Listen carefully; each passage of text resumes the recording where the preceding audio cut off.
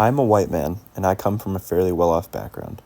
I attended a good high school in a predominantly white area, meaning most people I interacted with during my formative years came from similar backgrounds. I was an avid sports player from an early age, and that passion continued through high school. As such, I spent a lot of time in locker rooms, immersed in guy talk. At first, these conversations were innocent, discussing TV shows, favorite video games, and so on. But as we grew up, the topics evolved.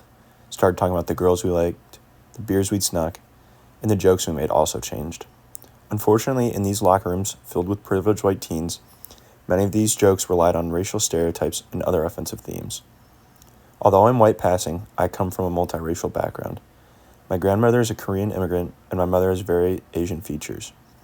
While my physical appearance doesn't reflect my heritage, my identity is deeply rooted in it, and I take pride in that. However, when those racist jokes surfaced, especially ones targeting Asian people, I did nothing. Whether out of a desire to fit in or intimidation by older and more popular guys, I'm ashamed to admit I stayed silent. If I had spoken up, I would have broken the unspoken norms of locker room guy talk, where these comments, in my experience, were normalized. This kind of racism wasn't usually directed at a specific person of color, but the use of negative stereotypes and derogatory comments perpetuates a cycle of racial inequality in many ways. First, these jokes desensitize people to harmful stereotypes, making it easier for them to dismiss or ignore the struggles faced by marginalized groups.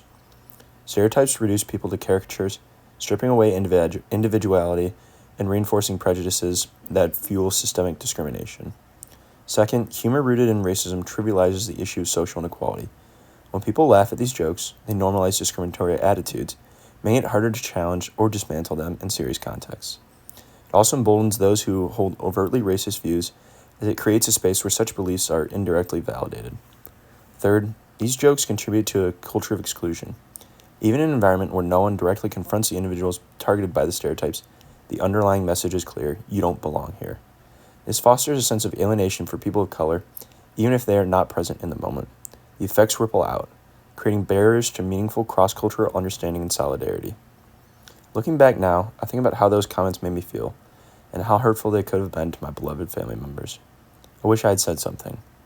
In those situations, I believe the anonymity and lack of accountability allowed us to dissociate from the harm caused by those words.